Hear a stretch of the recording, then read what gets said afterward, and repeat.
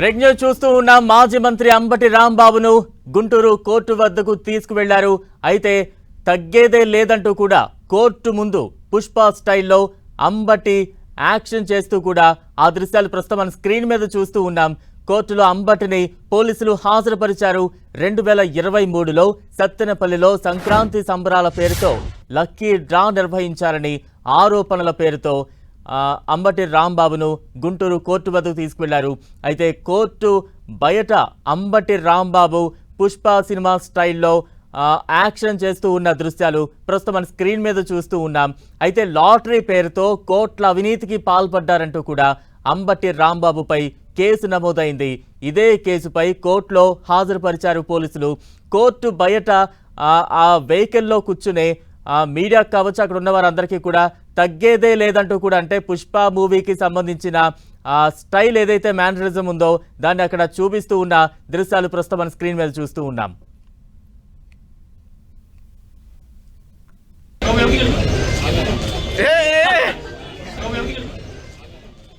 మాజీ మంత్రి అంబటి రాంబాబును గుంటూరు కోర్టుకు తరలించారు. ప్రస్తుతం దానికి సంబంధించిన విజువల్స్ చూస్తూ ఉన్నాం. అయితే కోర్టు ముందు పుష్ప స్టైల్లో అంబటి రాంబాబు తగ్గేదే లేదంటూ కూడా యాక్షన్ చేసి చూపిస్తున్న దృశ్యాలు ప్రస్తుతం మన స్క్రీన్ మీద చూస్తూ ఉన్నాం. కోర్టులో అంబటిని పోలీసులు హాజరుపరిచారు. 2023లో సత్తెనపల్లిలో సంక్రాంతి సంబరాలు పేరుతో లక్కీ డ్రా నిర్వహించారనే ఆరోపణలున్నాయి. లాటరీ పేరుతో కోట్ల రూపాయల అవినీతికి పాల్పడ్డారంటూ కూడా అంబటిపై కేసు నమోదైంది. ఇదే కేసుపై కోర్టులో హాజరుపరిచారు పోలీసులు. ఇప్పటికే 2 కేసుల్లో అంబటికి బెయిల్ లభించింది. మరోవైపు గుంటూరు కోర్టు పరిసర ప్రాంతాల్లో అంబటి రాంబాబు పుష్ప మూవీ స్టైల్లో యాక్షన్ చేస్తున్న దృశ్యాలు ప్రస్తుతం మన స్క్రీన్ మీద చూస్తూ ఉన్నాం. మీకు మరింత అప్డేట్స్ అందించేందుకు మా ప్రతినిధి నాగరాజు సిద్ధంగా ఉన్నారు. నాగరాజు. బలరాం ఈ రోజు గుంటూరు కోర్టులో అంబటి రాంబాబుని కూడా హాజరుపరిచాడు. ఆ హాజరుపరిచిన నేపథ్యంలో కూడా నేను తగ్గేతలే అంటూ కూడా అంబటి రాంబాబు ఇప్పటికే సైకిల్ చేయడం కూడా జరిగింది. అటు వ్యాన్లో చెప్పుకున్నా కూడా కోర్టు కాగితాలు ఏవైతే ఉంటే ప్రభుత్వ ప్రొసీజర్కి సంబంధించిన వ్యవహారంలో కూడా సమస్యపెడుతున్న ఆ మూమెంట్ లో ఆయన అందరికి అభివాదం చేస్తున్న క్రమంలో కూడా ఆయన నేను తగ్గేదలే అంటూ కూడా పుష్ప స్టైల్లో కూడా ఆయన కింద నుంచి పెట్టుకుని ఒకసారిగా కూడా ఆయన ఒకసారిగా చేసిన పరిస్థితి ఉంది. అయితే ఈ కేసు సంబంధించిన వ్యవహారంలో కూడా ఆయన పీటీ వారెంట్ నిన్న గుంటూరు మున్సిపల్ సబ్ కోర్టు కూడా ఆయనకి వారెంట్ పీటీ వారెంట్ జారీ చేసింది. సత్తెనపల్లిలో సంక్రాంతి లక్కీ డ్రా పేరుతో కూడా వసూలుగా అంబటి రాంబాబు పాల్పడాలని చెప్పేసి కూడా జనసేన పార్టీ నాయకులు గతంలో కూడా ఫిర్యాదు చేశారు. ఆ ఫిర్యాదుని ఆ పోలీస్ స్టేషన్ కూడా తీసుకోకపోవడంతో కూడా ఆ కోర్టును ఆశ్రయించారు. ఆ కోర్టు రాసిన తర్వాత ఆయన మీద కూడా కేసు నమోదు చేయాలని చెప్పేసి అప్పట్లో కూడా ఆయన మీద కేసు నమోదు చేశారు.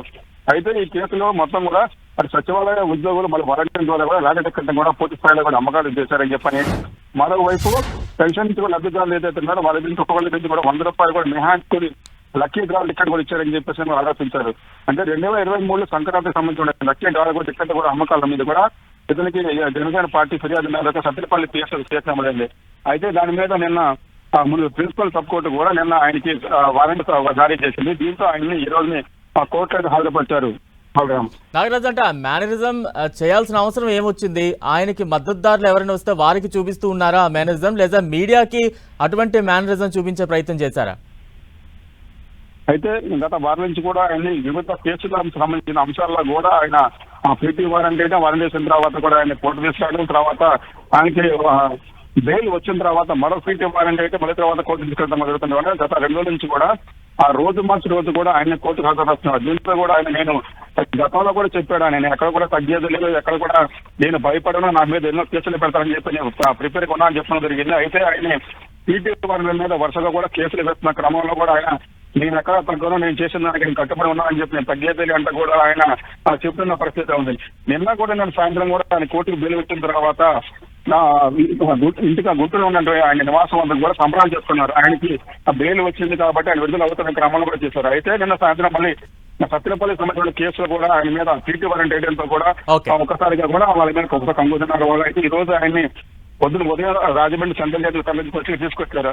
ఆ క్రమంలో కూడా నేను ఎక్కడా కూడా కేసులు నా మీద పెడతాను, నేను ప్రిపేర్ అయ్యే ఉన్నా అని చెప్పేసి నేను ఎక్కడా భయపడను, దానికి ఎక్కడ పనిచేయాలి అంటే కూడా ఆయన పుష్ప సినిమా డైలాగులతో పాటు ఆయన ఒకసారి కూడా దాని మేనరిజం చూపించిన పరిస్థితి ఉండబడడం. Right, thank you Nagaraju.